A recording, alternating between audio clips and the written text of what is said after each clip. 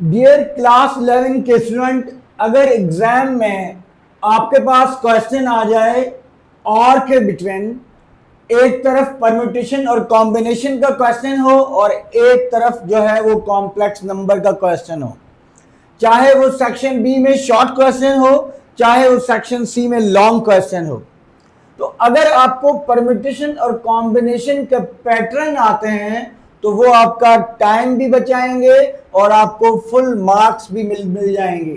क्यों? क्योंकि permutation and combination के क्वेश्चन में कोई ऐसी कैलकुलेशन नहीं है, सिंपल मल्टीप्लिकेशन एंड एडिशन है और एनसीआर और एनपीआर के फार्मूलाज आप कैलकुलेटर की मदद से भी उनकी वैल्यूज फाइंड आउट कर सकते हैं। लेकिन कॉम्प्लेक्स नंबर का क्वेश्चन या फिर डिटर्मिनेंट या मैट्रिसेस का क्वेश्चन आपका टाइम भी ज्यादा लगेगा, कैलकुलेशन भी बहुत ज्यादा है, मिस्टेक के चांसेस भी ज्यादा होते हैं। इसलिए हम ये कहते हैं कि परम्यूटेशन एंड कॉम्बिनेशन के पैटर्न्स को समझना जानना बहुत जरूरी है। आज की वीडियो एंड तक देखिए ताकि आपके मजीद कॉन्सेप्ट जो है वो क्लियर हो सकें। बिस्मिल्लाहिर्रहमानिर्रहीम, अस्सलाम वालेकुम। डियर क्लास 11 के स्टूडेंट्स, यकीनन आप अपने पेपर की तैयारी के आखिरी मराहल में होंगे। मजीद हम आपके साथ 2-3 वीडियोस और शेयर करेंगे। आज की वीडियो में हम कल का जो हमारा लेक्चर था परम्यूटेशन एंड कॉम्बिनेशन का सिनेरियो बेस्ड क्वेश्चंस को हमने एक्सप्लेन करने की कोशिश की थी और आपको फार्मूला समझाने की कोशिश की थी, जिसमें हमने बहुत सारी एग्जांपल्स भी सॉल्व की। अगर किसी ने हमारी इससे पिछली वीडियो नहीं देखी जिसमें हमने परम्यूटेशन एंड कॉम्बिनेशन के कॉन्सेप्ट को समझाने की कोशिश की है, तो पहले हम आपको रिकमेंड करेंगे वो वीडियो देखें। देन आज बेटा हम ये पेपर है 2025 का, इसमें जो क्वेश्चंस फेडरल बोर्ड के आए हैं परम्यूटेशन एंड कॉम्बिनेशन के, उन क्वेश्चन का हम आपके साथ उनको सॉल्व भी करेंगे, थिंकिंग प्रोसेस भी शेयर करेंगे और आपको ये बेटा सेक्शन बी में क्वेश्चन नंबर 2 का फर्स्ट पार्ट का और वाला ऑप्शन है। इसमें देखिए आपको एक आइडेंटिटी को प्रूव करना है, कॉम्बिनेशन की ये आइडेंटिटी है। ये जो लिखा हुआ है this is NCR plus NCR minus 1 is equal N plus 1 CR. इसको आपने प्रूव करना है। कैसे प्रूव करेंगे? बहुत सिंपल है। एक बात ध्यान में रखिए, यहां लिखा हुआ है वेरीफाई दैट। वेरीफाई का मतलब यह है कि एन और आर की कोई भी वैल्यू ले, N must be greater than R होना चाहिए, तो आपकी बोथ साइड्स इक्वल आनी चाहिए। अगर वेरीफाई हो तो आप अगर इस तरह करें तो आप जस्टिफाइड होंगे कि आपने सही किया है, लेकिन एग्जामिनर आपको इस बात के नंबर नहीं देंगे क्योंकि उन्होंने लिखा वेरीफाई है, लेकिन बुनियादी तौर पर वो यहाँ पे आपसे इसका प्रूफ मांग रहे हैं कि आप इन दो टर्म्स को सम करके सिंगल टर्म में कन्वर्ट कर दें। तो उसूलन यहाँ प्रूव दैट लिखा होना चाहिए, लेकिन आपको पता है यहाँ उसूल पे कुछ नहीं चल रहा, तो आपने बेशक वेरीफाई लिखा हो, आपने इसको प्रूव या शो वाले मेथड के थ्रू करना है। यानी कि एक साइड पिक कीजिए, आप इसमें लेफ्ट हैंड साइड पिक करें, जो कि एनसीआर को बेटा यूं भी लिख सकते हैं प्लस एनसीआर माइनस 1। आप इन दोनों टर्म्स को प्लस करके यहां तक हमें पहुंचना है, तो हम इनको ओपन कर देते हैं। एनसीआर का फार्मूला हमें पता है, N factorial R factorial and N minus R factorial plus N factorial R minus 1 factorial and this is N minus R minus 1 factorial. तो ये हमारे पास आ गया। इसको एक्सपैंड करके इस ब्रैकेट को पहले सिंप्लीफाई करते हैं, फिर नेक्स्ट स्टेप की तरफ चलते हैं। This is N factorial R factorial N minus R factorial plus N factorial R minus 1 factorial. Minus sign अंदर मल्टीप्लाई करें बेटा, minus plus minus and minus minus plus, तो ये आपके पास आ जाएगा N minus R plus 1 factorial. यहां तक पहुंच गए हम, हमें यहां पहुंचना है, सिंगल टर्म में कन्वर्ट करना है इन दो टर्म्स को। तो आप दो टर्म्स के सम को सिंगल टर्म में कैसे कन्वर्ट कर सकते हैं? थिंकिंग प्रोसेस ये है, आसान मेथड ये है कि किसी तरह आप यहां से अगर कुछ कॉमन है न्यूमरेटर और डिनोमिनेटर में, तो उसको कॉमन ले लें, बाकी जो ब्रैकेट में बच जाए उनको मल्टीप्लाई, उनको ऐड और एलसीएम वगैरह लेकर ऐड सब्ट्रैक्ट कर दें तो आप रिजल्ट तक इंशाल्लाह पहुंच जाएंगे। तो मुझे नजर आ रहा है न्यूमरेटर में n फैक्टोरियल कॉमन है, डिनोमिनेटर में भी कुछ बात हमें समझ आ रही है, कुछ पैटर्न। देखिए ये r फैक्टोरियल है, ये r माइनस 1 फैक्टोरियल है। अगर मैं इसको एक्सपैंड कर दूं r into r minus 1 factorial, क्योंकि हमें पता है n फैक्टोरियल इक्वल होता है n into n minus 1, n माइनस 2 अप टू सो ऑन 3, 2, 1। तो इस फैक्टोरियल के फार्मूला की मदद से हमने इसको एक्सपैंड किया r फैक्टोरियल को, तो हम यहां आ गए। फिर राइट सेकंड टर्म में अगर हम देखें, ये है n माइनस r, इसको हमने एज इट इज रहने दिया, प्लस सेकंड इसमें देखिए, अब देखिए r माइनस 1 यहां भी, r माइनस 1 यहां भी आ गया। इसी तरह यहां पर n माइनस r है, अगर मैं इसको एक्सपैंड करूं तो इसकी जो नेक्स्ट टर्म आएगी उसमें से 1 माइनस हो जाएगा, तो ये आ जाएगा r minus 1 factorial n minus r plus 1, और इसकी नेक्स्ट टर्म में जब 1 माइनस करेंगे तो 1 1 कैंसिल हो जाएगा, आपके पास रह जाएगा n माइनस r फैक्टोरियल। अब आप देखें कि न्यूमरेटर में कॉमन है n फैक्टोरियल, मैंने कॉमन ले लिया। डिनोमिनेटर में कॉमन है r माइनस 1 फैक्टोरियल, डिनोमिनेटर में कॉमन है n माइनस r फैक्टोरियल। और ब्रैकेट में क्या बच गया, यहां से ये भी कॉमन आ गया, n माइनस r भी आ गया, r माइनस 1 भी आ गया, 1 ओवर r रह गया, प्लस यहां से ये भी कॉमन आ गया, दिस इज ऑल्सो कॉमन, और ये भी कॉमन आ गया, 1 over n minus r plus 1 रह गया। अब जस्ट आपने इस बाहर वाले टर्म को एज इट इज रहने दीजिए, r minus 1 factorial n minus r factorial, यहां पे बेटा एलसीएम ले लें, तो दिस इज एलसीएम आ गया r multiplied by n minus r plus 1, ये r cancel, so n minus r plus 1 को 1 से मल्टीप्लाई करेंगे n माइनस r प्लस 1, और ये कैंसिल, सो r रह गया, r को 1 से मल्टीप्लाई करेंगे प्लस r, ये r और r कैंसिल हो गया। अब जो कुछ आपके पास बचा है इसको आप एक ऐसे पैटर्न में लिखेंगे कि आप इस आइडेंटिटी तक पहुंच जाएं। यहां तक इसको किस तरीके से लिखना है, वहां तक जाने से पहले मैं आपको एक बात बता दूं। फॉर एग्जांपल आपके पास लिखा हुआ है 8 फैक्टोरियल इंटू 7, तो बेटा इसको आप लिख सकते हैं 7 इंटू 8, इसको आप लिख सकते हैं, सॉरी, फॉर एग्जांपल आपके पास लिखा हुआ है 9 इंटू 8 फैक्टोरियल, तो बेटा इसको आप लिख सकते हैं 9 फैक्टोरियल, एक ही बात है ये, ठीक है। या अगर आपके पास यूं भी लिखा हुआ है 8 फैक्टोरियल इंटू 9, इसको आप रीअरेंज कर दें 9 इंटू 8 फैक्टोरियल, तो ये बन जाएगा 9 फैक्टोरियल। तो ये बात ध्यान में रखिए, ये फैक्टोरियल में आप ऐसा कर सकते हैं। तो मुझे यहाँ पर n प्लस 1 फैक्टोरियल चाहिए न्यूमरेटर में। न्यूमरेटर में मेरे पास क्या है, दो टर्म्स हैं, एक n फैक्टोरियल है और यहाँ पर n प्लस 1 है ब्रैकेट में। डिनोमिनेटर में क्या है, ये r है, r के साथ r माइनस 1 फैक्टोरियल अटैच कर दीजिए, ये n माइनस r प्लस 1 है, इसके साथ आप n माइनस r अटैच कर दीजिए, ये आ गया आपके पास। अब आप क्या कर सकते हैं, अब आप न्यूमरेटर में अगर आप देखें तो ये है, इसको मैं रीअरेंज कर सकता हूं n plus 1 into n factorial, denominator को मैं रीअरेंज कर सकता हूं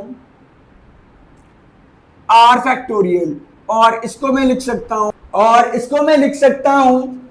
n प्लस 1 पहले लिख लीजिए, n प्लस 1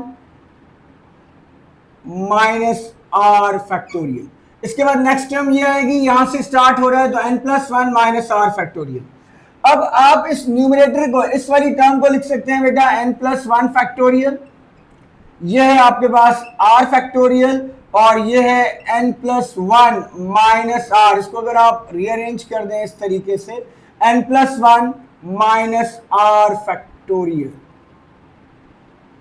अब आप देखिए, इसको हम लिख सकते हैं n प्लस 1 सी आर। हमें पता है n प्लस 1 सी आर का एक्सपेंशन क्या है, n प्लस 1 फैक्टोरियल ये रहा, r फैक्टोरियल ये रहा, और n plus 1 minus r factorial ये रहा। तो इसका मतलब है ये आपके पास आ गई right hand side, and this is proved. आपने लेफ्ट हैंड साइड को पिक किया और उसको सिंप्लीफाई करते गए और राइट हैंड साइड तक पहुंच गए। तो ये बड़ी आसानी से बड़ी फेमस आइडेंटिटी है, नंबर ऑफ टाइम्स रिपीट हुई है। तो इस आइडेंटिटी को अगर आप गौर से समझ लेते हैं, कर लेते हैं, उसकी थिंकिंग प्रोसेस को सीख लेते हैं, तो इस तरह की कोई भी आई हुई आइडेंटिटी आप आराम से हैंडल कर सकते हैं एसएलओ बेस्ड एग्जाम सिस्टम में। जी बेटा एक और क्वेश्चन नंबर 2 का पार्ट नंबर 8 है, 8 का और क्वेश्चन नंबर 2 का पार्ट 8 जो है यह है 2025 के पेपर का बहुत ही इंपॉर्टेंट क्वेश्चन। एक क्वेश्चन में तीन चार क्वेश्चन इसमें इस तरह के आ सकते हैं। देखिए क्या क्वेश्चन है, how many words can be formed by using the all letters from the word education. पहले तो सिर्फ ये क्वेश्चन भी आ सकता है कि वर्ड एजुकेशन से कितने जो है वो आप डिफरेंट, अच्छा ये जो लिखा हुआ है हाउ मेनी वर्ड्स, जरूरी नहीं है कि जो भी आप अरेंजमेंट बनाए वो एक वर्ड हो, यहां उसूलन लिखा होना चाहिए हाउ मेनी अरेंजमेंट्स, कि कितनी अरेंजमेंट्स बना सकते हैं एजुकेशन को यूज करते हुए। एक तो ये क्वेश्चन हो सकता है सिंपल। फिर फर्दर इन्होंने क्या पूछा है, such that all the vowels are never together. आपने वो वाली अरेंजमेंट्स बतानी है जिसमें वॉवेल्स एक साथ ना हो। अब इसमें यह भी पूछा जा सकता है कि such that all the vowels are together, vowels together होने वाली अरेंजमेंट्स कितनी होंगी, टोटल अरेंजमेंट पूछी जा सकती हैं। वॉवेल्स को एक साथ रखना हो वो अरेंजमेंट्स पूछी जा सकती हैं। कॉन्सोनेंट्स को एक साथ रखना हो वो अरेंजमेंट्स पूछी जा सकती हैं। कॉन्सोनेंट्स एक साथ ना हो वो अरेंजमेंट्स पूछी जा सकती हैं। तो डिफरेंट क्वेश्चन इसमें से बन सकते हैं। आपने थिंकिंग प्रोसेस को समझना है। आइए देखते हैं कि इस क्वेश्चन को कैसे सॉल्व करेंगे। सबसे पहले आप देखेंगे जो एजुकेशन के लेटर्स हैं वो कहीं सेम तो नहीं है। ई एक दफा है, एक ही दफा है, डी भी एक ही दफा है, यू भी एक ही दफा है, CATIO हर लेटर एक दफा है, इसका मतलब है लेटर रिपीट नहीं हो रही। जब लेटर रिपीट नहीं हो रहे तो हमने जो पिछला लेक्चर जिसमें हमने परम्यूटेशन एंड कॉम्बिनेशन आप डिटेल में आपके साथ शेयर किया, तो हमने उसके फार्मूलाज बताए कि जब नो रिपीटेशन हो तो देन क्या सिचुएशन होती है। तो सबसे पहला स्टेप जो है आप टोटल नंबर ऑफ लेटर्स देखेंगे। Here n is equals to, n कितने हैं 1 2 3 4 5 6 7 8 9, 9 अल्फाबेट्स हैं आपके पास, टोटल 9 लेटर्स आपके पास गिवन है। अब हमें वो अरेंजमेंट्स चाहिए जिनमें वॉवेल्स एक साथ ना हो। तो जब आपको ऐसी अरेंजमेंट्स चाहिए हो जिसमें आपके कुछ ऑब्जेक्ट्स एक साथ ना हो, तो सबसे पहले आपको टोटल अरेंजमेंट्स फाइंड आउट कर लेनी चाहिए। तो जो टोटल अरेंजमेंट्स होंगी वो होंगी 9 ऑब्जेक्ट्स हैं, इसको आप अरेंज कर सकते हैं 9 फैक्टोरियल वेज में। तो ये आपके पास टोटल अरेंजमेंट्स आ गए। फिर अगर आपने नेवर टुगेदर वाली फाइंड आउट करनी है तो बेटा ये आप डायरेक्ट नहीं फाइंड आउट कर सकते, पहले आपको टुगेदर वाली अरेंजमेंट्स फाइंड आउट करनी पड़ेंगी। तो आप वो वाली अरेंजमेंट्स फाइंड आउट करें जिसमें वॉवेल्स एक साथ हों। Number of arrangements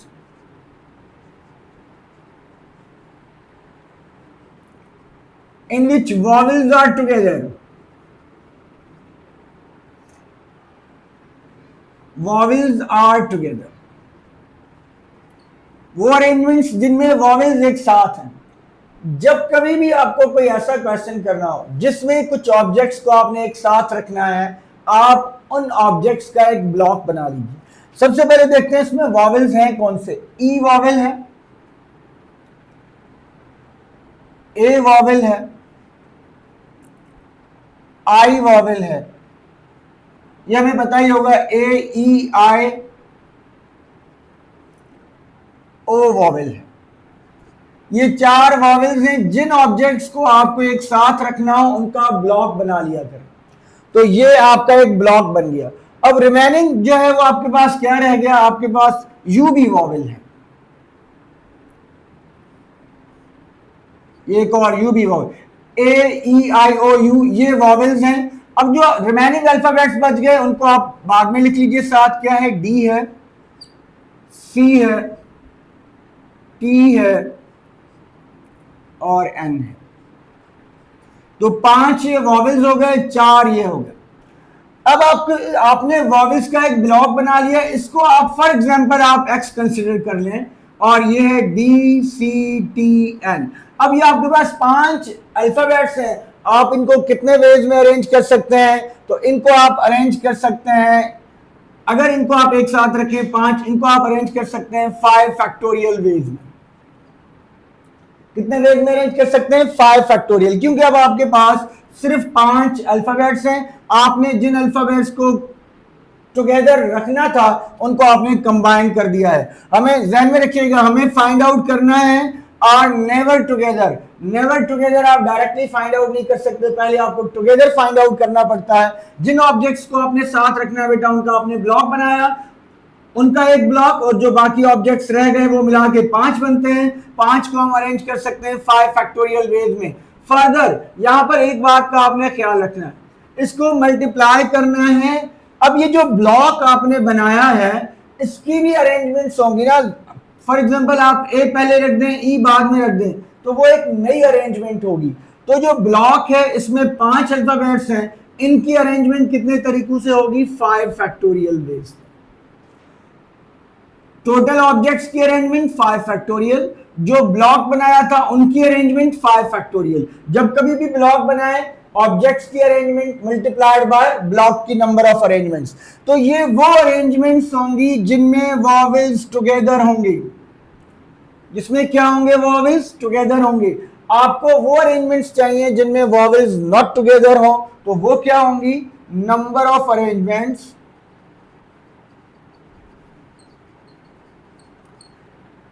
when vowels are not together.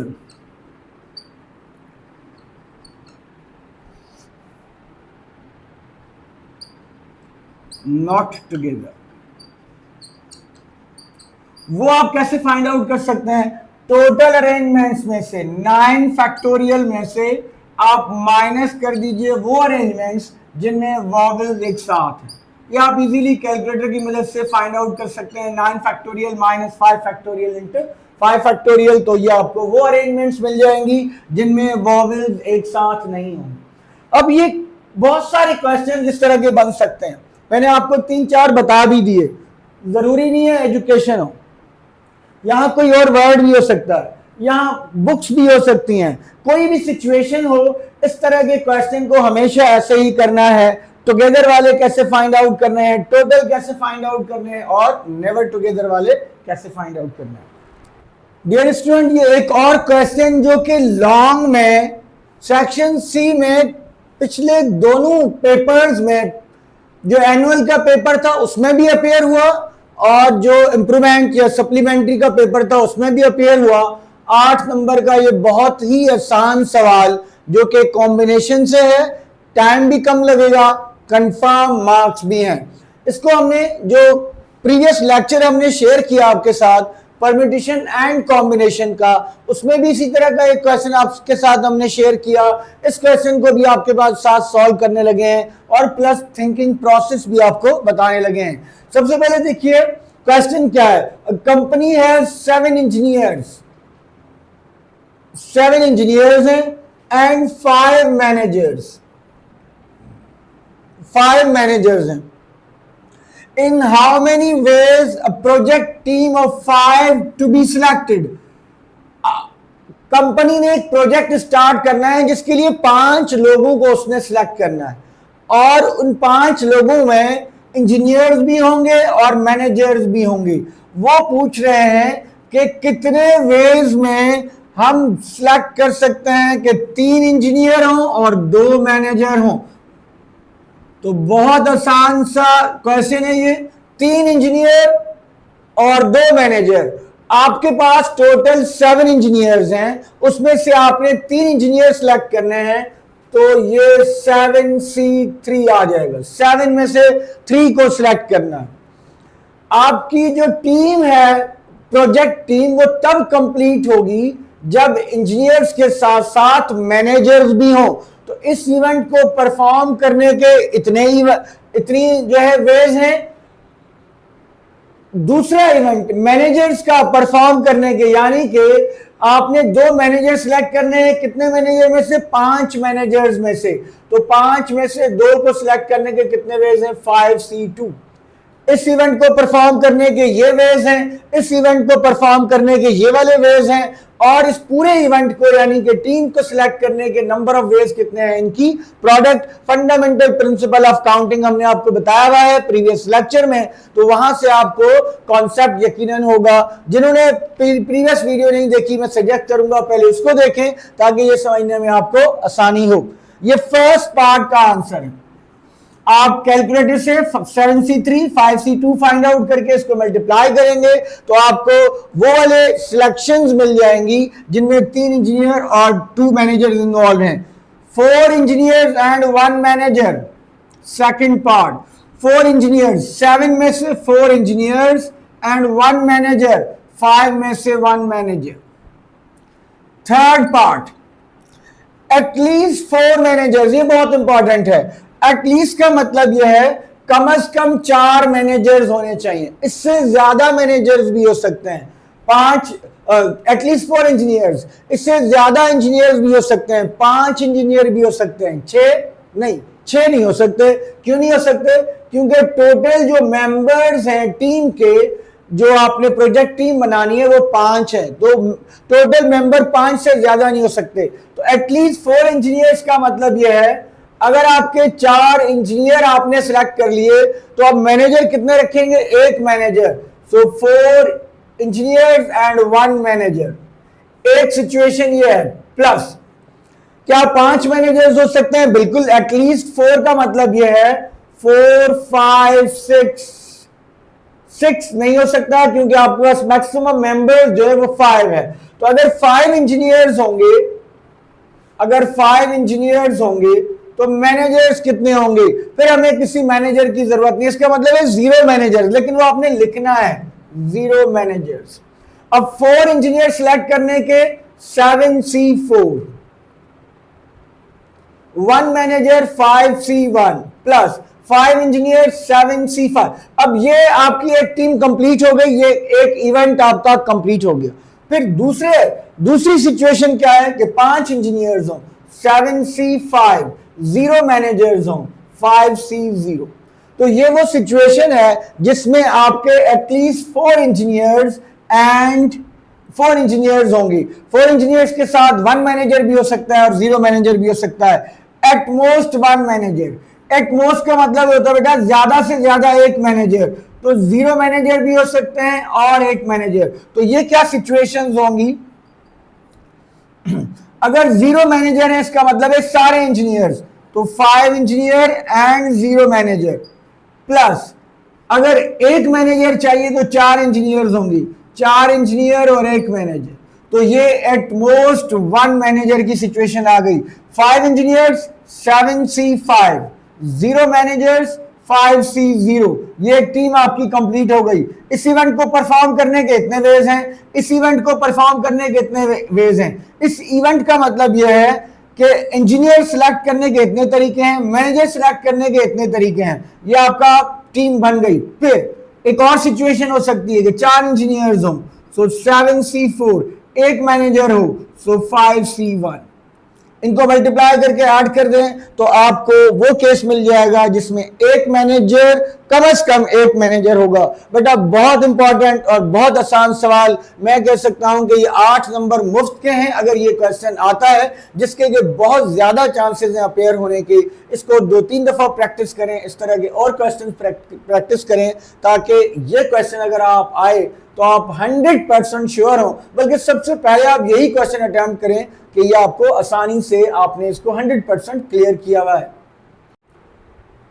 Dear student, ये एक और पेपर है जो कि इम्प्रूवमेंट या सप्लीमेंट्री का पेपर होगा। इस क्वेश्चन में मैं आपको एक और बात बता दूं कि ये सेक्शन सी के क्वेश्चंस हैं जो मैं आपके साथ शेयर कर रहा हूं। उनका एक क्वेश्चन है, ये क्वेश्चन नंबर 6 अपेयर हुआ है लॉन्ग क्वेश्चंस में सेक्शन सी में। देखिए एसएलओ बेस्ड जो एग्जामिनेशन सिस्टम है उसमें क्या चेंज होता है। अभी हमने आपके साथ, क्योंकि अभी हमने आपके साथ एक क्वेश्चन शेयर किया है, उसका अगला ही सवाल देखिए उसी तरह का। फर्क क्या है, वहां पर इंजीनियर्स की बात की गई थी, वहां पे मैनेजर्स की बात की गई थी, वहां पे टीम की बात की गई थी। यहां पर एक बास्केटबॉल क्लब है, 7 फॉरवर्ड हैं एंड 5 गार्ड्स हैं।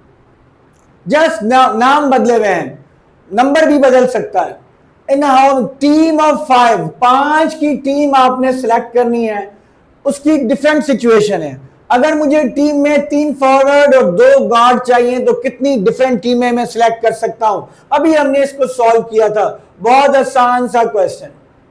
देखिए एसएलओ बेस में यही फर्क होता है। अगर आपका कॉन्सेप्ट क्लियर है, अब चाहे बास्केटबॉल की टीम हो या कोई प्रोजेक्ट टीम हो या कोई और हो, या आपकी कोई कमेटी बनानी हो, कुछ भी करना हो, आप आसानी से कर सकते हैं।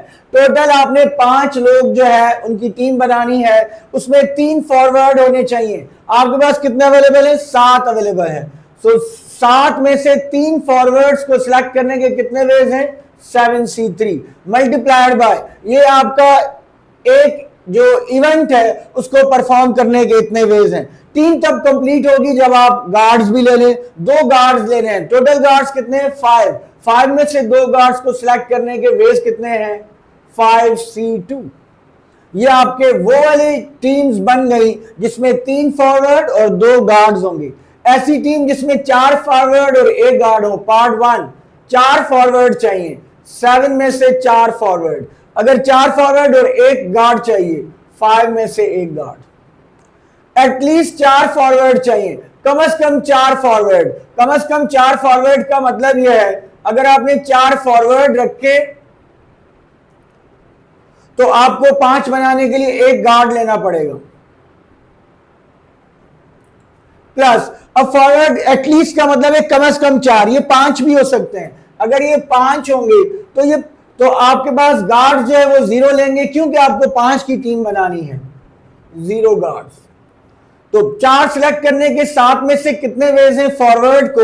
7C4। एक चाहिए 5 गार्ड्स में से, 5C1 प्लस 5 में से 5 आपको चाहिए फॉरवर्ड्स। टोटल कितने? 7C5 मल्टीप्लाई बाय 0 गार्ड्स चाहिए, 5C0। तो ये आपके वो वाले वेव आ गए जिसमें आपके पास एटलीस्ट 4 गार्ड, एटमोस्ट 1 गार्ड। इसका मतलब है गार्ड 0 भी हो सकता है, 1 भी हो सकता है। अगर गार्ड 0 होंगे तो फॉरवर्ड सारे होंगे, तो 5 फॉरवर्ड्स 0 गार्ड्स। प्लस अगर 1 गार्ड होगा तो 4 फॉरवर्ड होंगे, 4 फॉरवर्ड और 1 गार्ड। तो 5 फॉरवर्ड सिलेक्ट करने के कितने वेज हैं? टोटल 7 फॉरवर्ड्स हैं, 7C5, 0 guards, 5C0 plus 4 forward, 7C4, 1 guard, कितने गार्ड्स हैं? 5C1। इसको आप सिंप्लीफाई करें तो आपका क्वेश्चन हो जाएगा। देखिए सेम क्वेश्चन एसएलओ बेस में इतना ही फर्क होता है। आजकल मॉर्निंग में एक पेपर आता है, इवनिंग में दूसरा पेपर आता है। जैसे 9th में देखा हमने, जैसे 10th में देखा हमने, क्या फर्क था? सिर्फ वैल्यूज का फर्क था, सिचुएशन का फर्क था, नामों का फर्क था, बाकी सब कुछ सेम था। ये बेटा सप्लीमेंट्री या जो इंप्रूवमेंट का पेपर है उसका क्वेश्चन सेक्शन बी का ये वो पेपर है।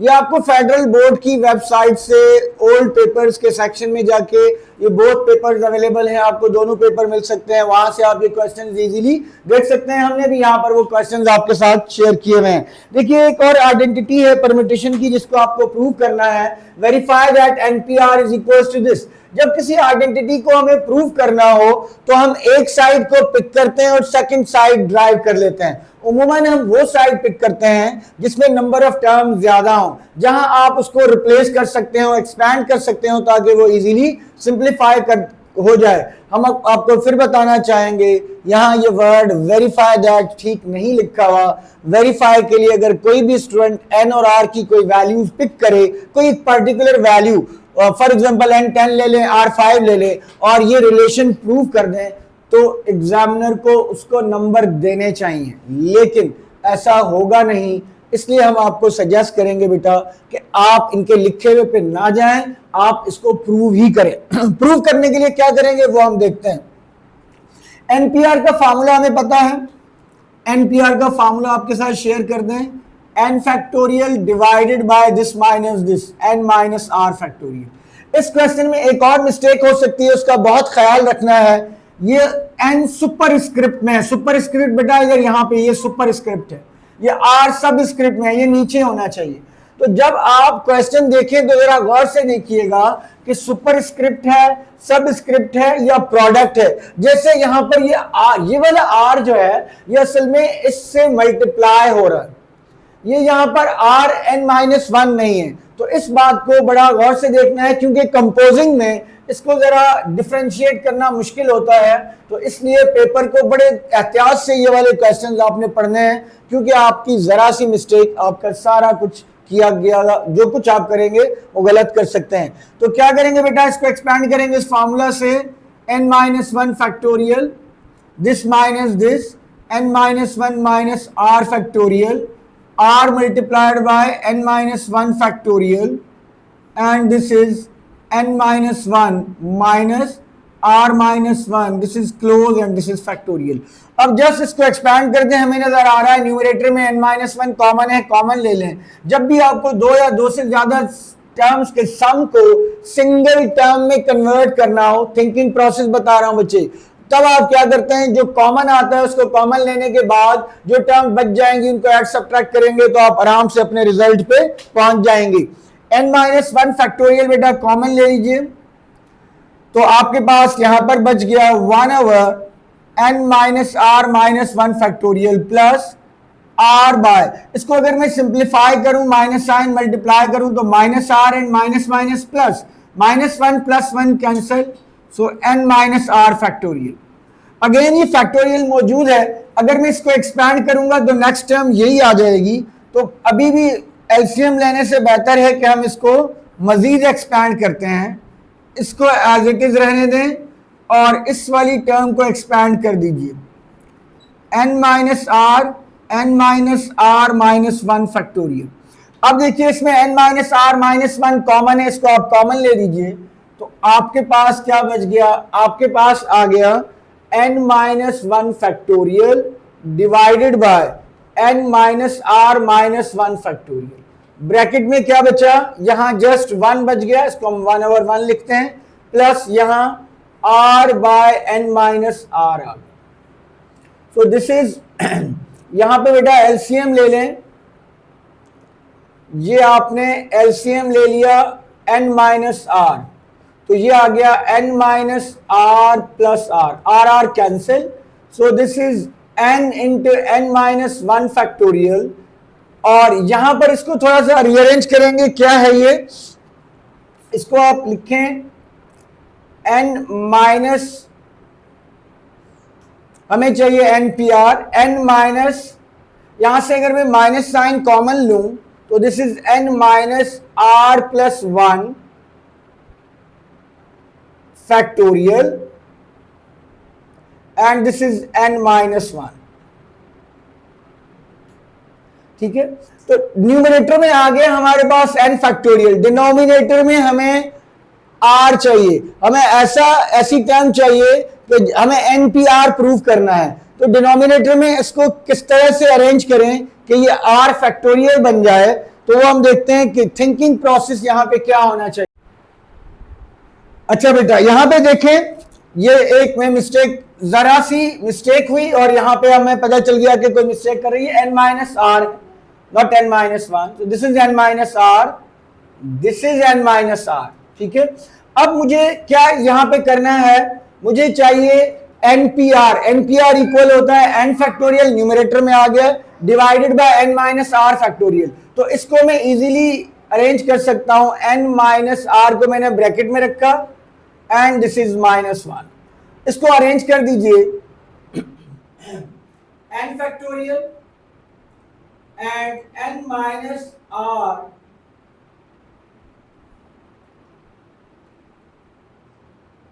multiplied by n minus r minus 1 factorial।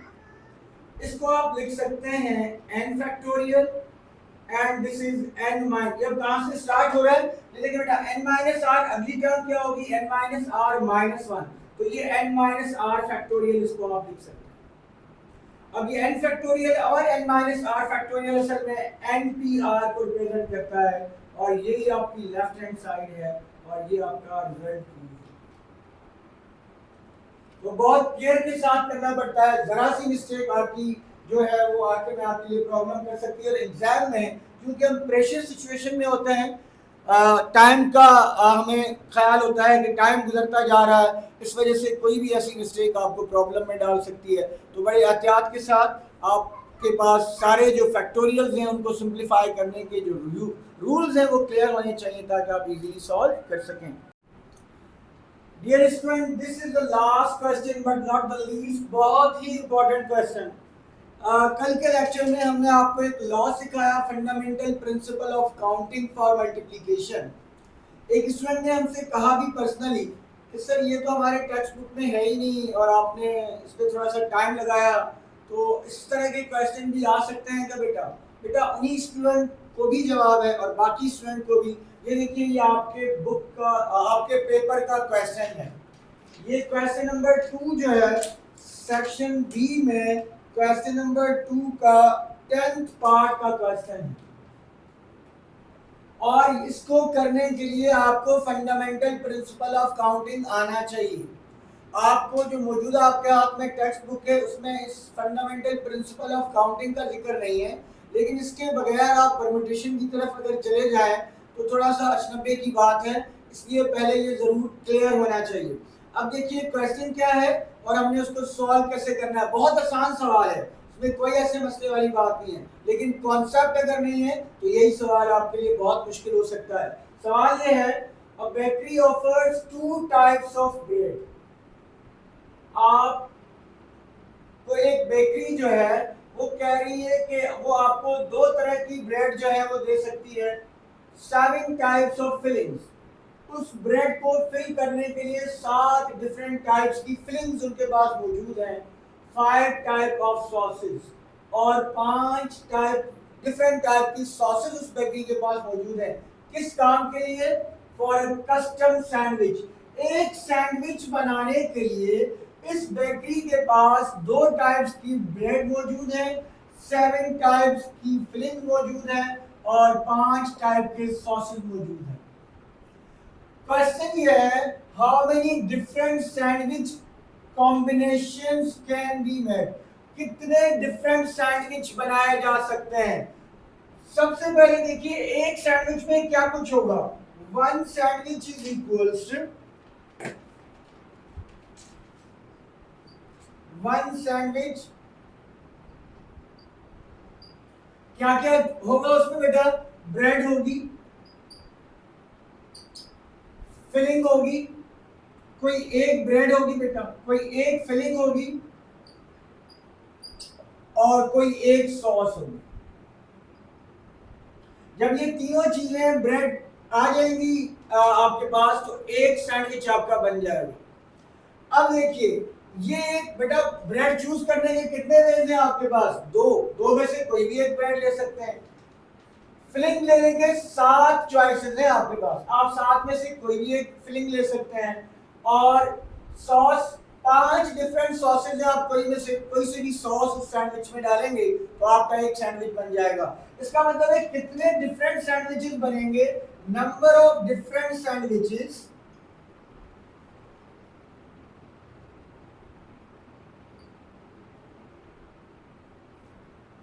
इस इवेंट को परफॉर्म करने के, यानी को ब्रेड को सिलेक्ट करने के कितने वेज हैं? 2।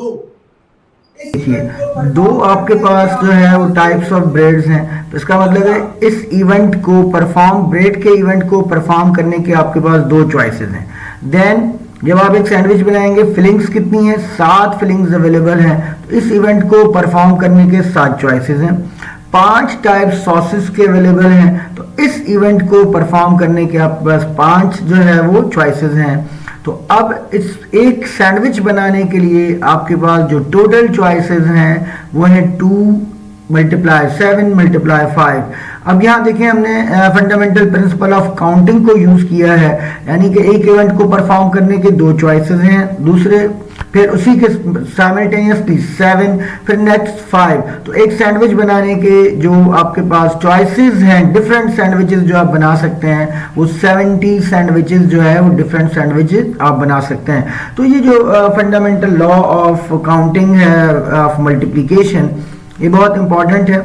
आप इस लॉ को यूज करके आराम से जो है वो फाइंड आउट कर सकते हैं नंबर ऑफ डिफरेंट सिचुएशंस। अब एग्जाम में समटाइम्स ऐसे क्वेश्चंस भी आते हैं, जैसे आप एक रेस्टोरेंट में चले गए, आपने एक ऑर्डर प्लेस करना है, 5 टाइप के सूप से आप एक सूप मंगवाना चाहते हैं, 7 टाइप्स की फिशेज हैं, आप एक फिश मंगवाना चाहते हैं, 6 टाइप्स की कोल्ड ड्रिंक है, आप एक कोल्ड ड्रिंक मंगवाना चाहते हैं, या कुछ और चीज़ भी आप एक अपने ऑर्डर में प्लेस करना चाहते हैं, और हर चीज़ की कुछ चॉइसेस आपके पास गिवन है, और आपसे अगर ये कहा जाए कि कितने डिफरेंट ऑर्डर्स आप प्लेस कर सकते हैं, तो आपके पास जितनी भी चॉइसेस हैं, हर चॉइस को पिक करने के जो आपके पास वेज हैं उनको आप मल्टीप्लाई कर दें, तो आपको टोटल नंबर ऑफ वेज जो है वो पता चल जाएंगे।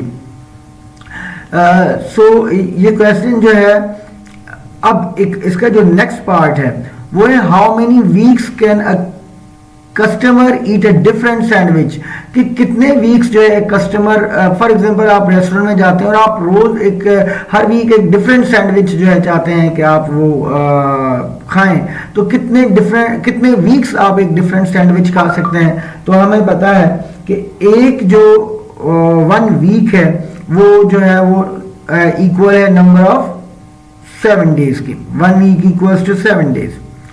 टोटल आप कितने सैंडविचेस डिफरेंट बना रहे हैं? 70 डिफरेंट सैंडविचेस बन सकते हैं। तो नंबर ऑफ वीक्स जिनमें आप डिफरेंट सैंडविच जो है वो खाएंगे 70, total number of sandwich different sandwiches and divide by 7 days से डिवाइड कर दें तो 10 वीक्स। इसका मतलब है 10 वीक्स जो है वो आप एक डिफरेंट सैंडविच जो है वो यूज कर सकते हैं। 10 वीक्स का मतलब है 2.5 मंथ्स तकरीबन जो है वो आप डिफरेंट सैंडविचेस खा सकते हैं। तो बहुत ही आसान सवाल, बहुत इजीली आप सॉल्व कर सकते हैं। ये इसके अगर रिप्लेसमेंट में साथ और वाले ऑप्शन में कोई क्वेश्चन कॉम्प्लेक्स नंबर या मैट्रिसेस या ट्रिग्नोमेट्री या फिर बाइनोमियल थ्योरम से हो तो उसको करने में आपके अगर शॉर्ट क्वेश्चन है तो 8-10 मिनट लग जाएंगे, अगर लॉन्ग क्वेश्चन है तो 10 से ज़्यादा मिनट्स लग जाएंगे, लेकिन इस क्वेश्चन को आप विद इन मिनट्स कर सकते हैं।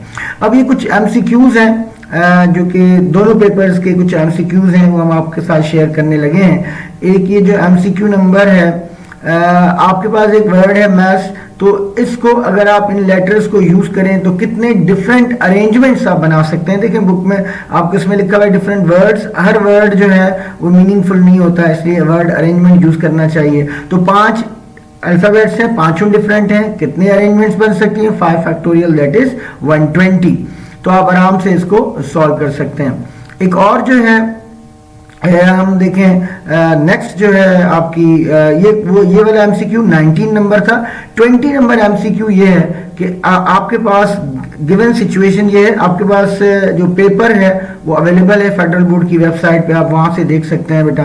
तो ये है आपके पास 49 जो है वो नंबर्स हैं और 6 नंबर्स आपने उसमें से सिलेक्ट करने हैं। क्या करने हैं? सिलेक्ट करने हैं। तो कितने वेज में आप 49 में से 6 नंबर सिलेक्ट कर सकते हैं। जब सिलेक्शन की बात होगी तो आप कॉम्बिनेशन यूज करेंगे 49C6 जो है वो टोटल नंबर ऑफ सिलेक्शंस हो सकती हैं। तो आप आराम से number of selections find out कर सकते हैं। अब नेक्स्ट पेपर के 2 MCQs हैं, उनकी तरफ चलते हैं। पहला जो MCQ है वो है कि आपने 19 नंबर MCQ है कि आपने फाइंड आउट करना है, आपके पास एक सेल फोन का आपने पासवर्ड जो है वो क्रिएट करना है और आपके पास अवेलेबल डिजिट्स जो है वो है 0 से लेकर 9 तक। 0 से 9 तक आपके पास अवेलेबल डिजिट्स हैं और 4 डिजिट का आपने पासवर्ड क्रिएट करना है। अब इसमें बहुत इंपॉर्टेंट जो कॉन्सेप्ट है वो है कि आप परम्यूटेशन अप्लाई करें या कॉम्बिनेशन अप्लाई करें। ये हमने आपके साथ डिस्कस किया हुआ है प्रीवियस, एक हमने शॉर्ट बनाया है, कल ही हमने एक शॉर्ट अपलोड किया है कि how many passwords are possible. आप उस शॉर्ट में देख सकते हैं, बड़ी डिटेल में हमने विद इन 1 मिनट इसको आपके साथ शेयर किया है कि यहाँ पर हम कॉम्बिनेशन नहीं लगा रहे, परम्यूटेशन लगा रहे हैं। क्यों लगा रहे हैं परम्यूटेशन? क्योंकि जब आप 4 डिजिट का पासवर्ड बनाएंगे तो डिजिट्स की अरेंजमेंट एक न्यू पासवर्ड जनरेट करेंगी, इसलिए अरेंजमेंट मैटर करती है। इसका मतलब है परम्यूटेशन अप्लाई करना है। तो ये आप वहां से देख सकते हैं। एक और ऑब्जेक्टिव है, आपके पास एक वर्ड है टेबल, इसके कितनी डिफरेंट अरेंजमेंट्स आप बना सकते हैं। आपने देखा सारे अल्फाबेट्स यूज करने, आपने देखा डिफरेंट अल्फाबेट्स हैं, तो 5 फैक्टोरियल जो है वो अरेंजमेंट्स जो है वो बन सकती हैं। इसका मतलब 120 अरेंजमेंट्स बन सकती हैं। तो ये देखिए जो परम्यूटेशन एंड कॉम्बिनेशन का जितने भी कॉन्सेप्ट्स थे, हमने सबसे पहले आपके साथ कॉन्सेप्ट्स जो है वो पिछले लेक्चर में शेयर किए, फिर क्वेश्चंस भी आपके साथ शेयर किए, और आज हमने उसके पास पेपर्स के क्वेश्चन आपके साथ शेयर किए, उनका थिंकिंग प्रोसेस भी शेयर किया। आई होप कि ये सारा अगर आप कर लेंगे तो ये जो कंटेंट है आपका परम्यूटेशन एंड कॉम्बिनेशन का, ये आपका हर तरह से क्लियर हो जाएगा, और इसमें से एक कोई भी ऐसा क्वेश्चन नहीं होगा जो आप ना कर सकते हो। इसमें सबसे इंपॉर्टेंट बात है, सिनेरियो बेस्ड क्वेश्चन में सबसे पहले आपको सिचुएशन को रीड करना पड़ता है केयरफुली। देन आप देखते हैं कि सिचुएशन को रीड करने के बाद कि उसमें ऑर्डर इंपॉर्टेंट है या नहीं है। अगर ऑर्डर इंपॉर्टेंट है तो इट मींस अरेंजमेंट है तो परम्यूटेशन अप्लाई होगा। अगर ऑर्डर इंपॉर्टेंट नहीं है तो और सिलेक्शन है या कमिटीज बनानी है तो कॉम्बिनेशन यूज होगा। देन उसके बाद प्रॉपर फॉर्म, फिर उसके बाद हमने ये देखना होता है कि ऑब्जेक्ट्स डिफरेंट हैं या सेम हैं, रिपीट हो रहे हैं या रिपीट नहीं हो रहे। ये सारी चीजें देखने के बाद फिर हम डिसाइड करते हैं कि हमने कौन सा फार्मूला अप्लाई करना है। ये एक बहुत इंपॉर्टेंट सा चार्ट हमने आपके साथ शेयर किया है। देखिए, if order changes the result use permutation. अगर आप देख रहे हैं कि ऑर्डर बदलने से जो है वो रिजल्ट बदल जाता है तो इसका मतलब है परम्यूटेशन। जैसे अगर मुझे 2 प्लेस सेलेक्ट करने हैं, पहले मैं ए को करूं या बी को करूं, इससे कोई फर्क नहीं पड़ता कॉम्बिनेशन। लेकिन अगर हम ऑर्डर चेंज कर रहे हैं तो परम्यूटेशन जो है, अगर ऑर्डर बदलने से रिजल्ट बदल रहा है तो परम्यूटेशन। अब परम्यूटेशन की 4 सिचुएशन हैं। ऑल ऑब्जेक्ट्स अरेंज करने हैं लेकिन सारे डिफरेंट हैं तो कितना वेज में अरेंज होंगे, n फैक्टोरियल। अगर आपने ऑल ऑब्जेक्ट्स अरेंज करने हैं लेकिन रिपीट हो रहे हैं उसमें कुछ ऑब्जेक्ट्स, तो फार्मूला है n factorial divide by n1 factorial n2 factorial and जितने ऑब्जेक्ट्स भी रिपीट हो रहे हैं एक से ज्यादा दफा उनसे डिवाइड कर देंगे। अगर r ऑब्जेक्ट्स आपने यूज करने हैं फ्रॉम n और रिपीट नहीं करना, विदाउट रिपीटेशन, n ऑब्जेक्ट्स हैं उसमें से r को अरेंज करना है, रिपीट नहीं करना, तो npr आपका फार्मूला लगेगा। नेक्स्ट सिचुएशन बहुत इंपॉर्टेंट है। अगर n में से आपने r ऑब्जेक्ट्स यूज करने हैं और विद रिपीटेशन करने हैं, यानी कि एक ऑब्जेक्ट आप एक दफा प्लेस करने के बाद दोबारा अगर प्लेस कर सकते हैं, रिपीट कर सकते हैं, तो ये बहुत इंपॉर्टेंट है। तो आपके पास फार्मूला होगा n power r। n total objects हैं, r जिनको आपने अरेंज करना है। फॉर एग्जाम्पल आपके पास 4 नंबर हैं 1, 5, 8 और 7, और आपने 3 नंबर का जो है ना एक कोड जनरेट करना है। सपोज ब्रीफ केस है, उस पर आपने 3 नंबर का एक पासवर्ड लगाना है, लेकिन नंबर आप रिपीट कर सकते हैं। सपोज अगर 1 आपने पहली प्लेस पे लगाया तो 1 आप दूसरी प्लेस पे भी लगा सकते हैं, 1 आप तीसरी प्लेस पे भी लगा सकते हैं। इसका मतलब ये है कि आपने n में से r ऑब्जेक्ट्स को यूज करना है लेकिन रिपीटेशन अलाउड है, तो then formula n power r है। n आपके पास 4 है, r आपके पास 3 है, तो फार्मूला हमारे पास गिवन है 4 पावर 3। ठीक है, फार्मूला हो गया 4 पावर 3। 4 पावर 3 का मतलब 4 को 3 टाइम्स मल्टीप्लाई करें तो आपके पास आ गया 64। तो ये टोटल नंबर ऑफ पासवर्ड्स हो गए जो आप जनरेट कर सकते हैं। अब हमने तकरीबन कॉम्बिनेशन को हर तरह से कंप्लीट कर दिया। आई डोंट थिंक सो कि अब कोई भी एसएलओ बेस्ड क्वेश्चन आए इसमें से और वो आप ना कर सकते हो। सिलेक्शन के लिए क्या होता है, एनसीआर। अगर आपने सिलेक्शन करनी है, कमेटी बनानी है, तो एनसीआर का फार्मूला है, वो फार्मूला भी हम आपके साथ डिटेल में शेयर कर चुके हो। अब नेक्स्ट वीडियो में हम क्या करने जा रहे हैं, नेक्स्ट वीडियो में बेटा सीक्वेंस एंड सीरीज बहुत इंपॉर्टेंट टॉपिक, और वेक्टर्स, ये 2 टॉपिक्स हमारे रहते हैं जिनके पास पेपर के क्वेश्चंस हमने आपके साथ शेयर करने हैं। तो हम इसके जितने भी पास पेपर के क्वेश्चंस हैं वो नेक्स्ट वीडियो में आपके साथ शेयर करेंगे, उनका थिंकिंग प्रोसेस और जो कुछ उसमें हम कर सकते हैं, एक क्वेश्चन में जितनी भी सिचुएशन अपेयर हो सकती हैं वो सब आपके साथ शेयर करेंगे। अच्छा, एक बात आपको बताते चलें कि ये जो लास्ट का कुछ सेक्शन है इसमें रिकॉर्डिंग में कुछ ऐसा हुआ कि जो वॉइस है वो नहीं आ रहा था, हमारा जो माइक है वो उसका चार्ज ख़त्म हो गया, वो ऑफ हो गया। तो दैट्स वाई इसको हमने वॉइस ओवर में कोशिश की है कि आपको वो सिचुएशन समझाई जा सके। वैसे तो बोर्ड पे हम लिख रहे हैं, सारा कुछ क्लियर है, लेकिन फिर भी इसको वॉइस ओवर कर दिया है ताकि आपको सिचुएशन क्लियर हो जाए कि हम क्या कहना चाह रहे हैं। तो एक्शन में और आवाज़ में हो सकता है आपको मुमासलत नज़र ना आए, उसकी वजह यह है कि इसका कुछ हिस्सा हमने वॉइस ओवर किया है और वॉइस ओवर के थ्रू आपको समझाने की कोशिश की है कि हम क्या कहना चाह रहे हैं। तो आप इस पार्ट को, इस सेक्शन को कंप्लीट कीजिए। टिल नेक्स्ट वीडियो, अल्लाह हाफिज़।